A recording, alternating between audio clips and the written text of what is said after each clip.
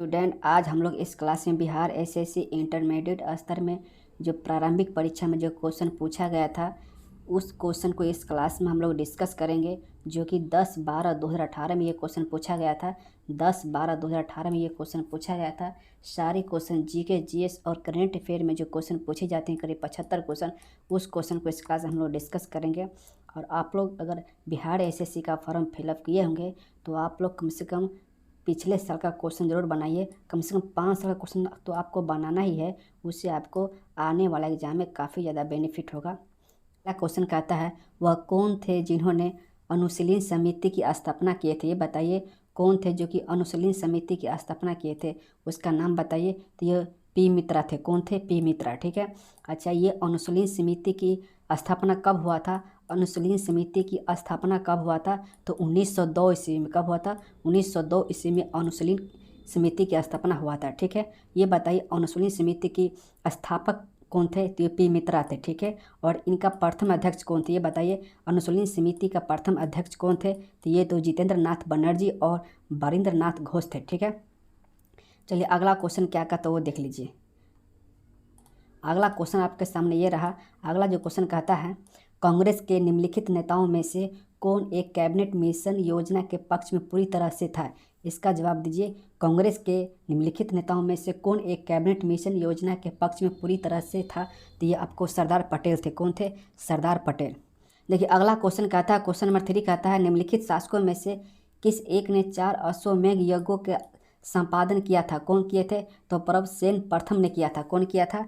प्रभसेन प्रथम ने किया था। कहता है, भारत के निम्नलिखित नगरों में से किसमें देश का प्रथम कृत्रिम रबर संयंत्र लगाया गया? ये बताइए, ये जो है प्रथम कृत्रिम रबर संयंत्र प्रथम बार किस राज्य में लगाया गया? तो ये जो है पानीपत में लगाया गया। ठीक है। पानीपत में जो है प्रथम कृत्रिम रबर प्रथम बार लगाया गया। ठीक है। और कब लगाया गया ये बताइए। ये जो कब लगाया गया? तो 2013 में। कब लगाया गया?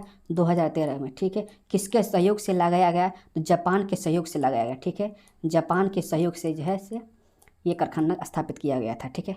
चलिए, अगला क्वेश्चन क्या कहता है। क्वेश्चन कहता है, निम्नलिखित में से कौन सा सही सम्मिलित नहीं है? ये बताइए, कौन सा गलत है? ये इसका जवाब दीजिए। तो ये जो है धान जो है, धान और बेथुआ, ये गलत है, बाकी सब सही है। ठीक है। तो यानी कि आंसर बी होगा।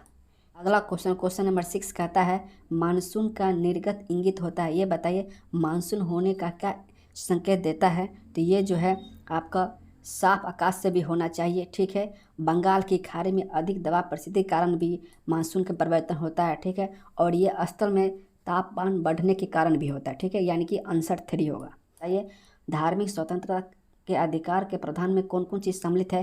तो ये जो आपको धर्म प्रचार करने का अधिकार भी है। ठीक है। ये दूसरा, सिखों के कृपान धारण करने व रखने, दूसरा है सिखों के कृपान धारण करने एवं रखने का अधिकार भी है। तीसरा है राज्यों को समाज सुधार विधि निर्माण का अधिकार भी है। यानी कि ये 3 होगा, तो आंसर ए होगा। ठीक है।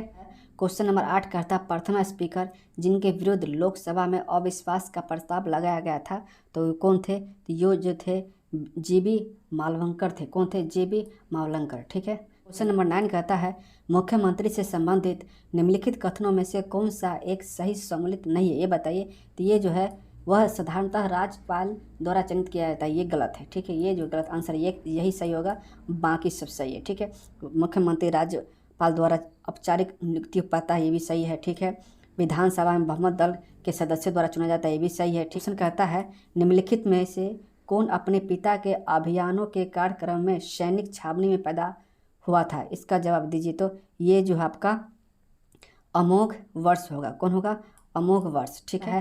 राजपूतना के निम्न राज्यों में से किसे एक ने अकबर की संप्रभुता स्वयं स्वीकार नहीं की थी? कौन थे? इसका जवाब दीजिए। तो ये जो आपको थे मेवाड़ थे। कौन थे?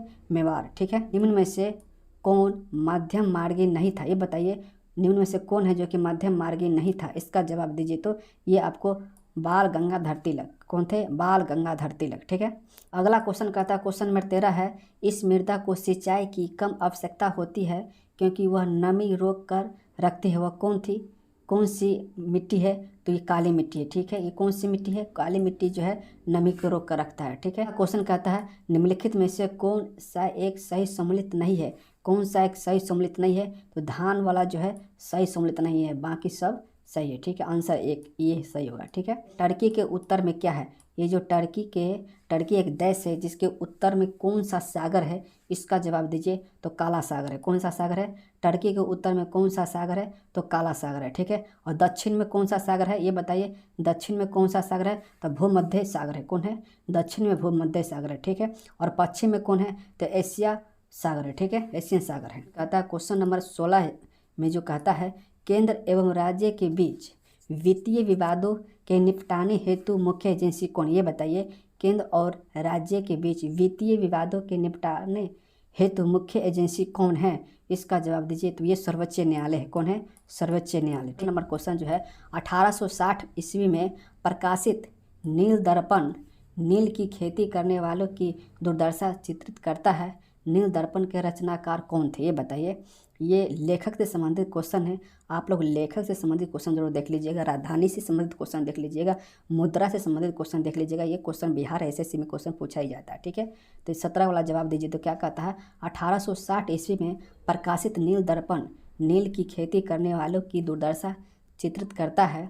नील दर्पण के रचनाकार कौन थे, ये बताइए। रचनाकार कौन थे, तो ये जो है दीनबंधु मित्र थे। कौन थे, दीनबंधु मित्र। अगला क्वेश्चन नंबर 18 कहता है निम्नलिखित में से कौन सा एक राज्य का नीति निर्देश सिद्धांत संविधान के बाद में जोड़ा गया है, तो कौन है, तो ये आपको मुफ्त कानून सलाह। कौन है, मुफ्त कानून सलाह। ठीक है, इसको कब जोड़ा गया था, तो 1976 ईस्वी में जोड़ा गया था। कब जोड़ा गया था, 1976 ईस्वी में जोड़ा गया था। ठीक है, अब 42वां संशोधन के अंतर्गत जोड़ा गया था। ठीक है, इसको ध्यान रखिएगा। और आर्टिकल कितना है, आर्टिकल 39। ठीक है, आर्टिकल अनुच्छेद 39 के अंतर्गत जोड़ा गया था। ठीक है, चलिए अगला क्वेश्चन क्या कहता है वो देख लीजिए।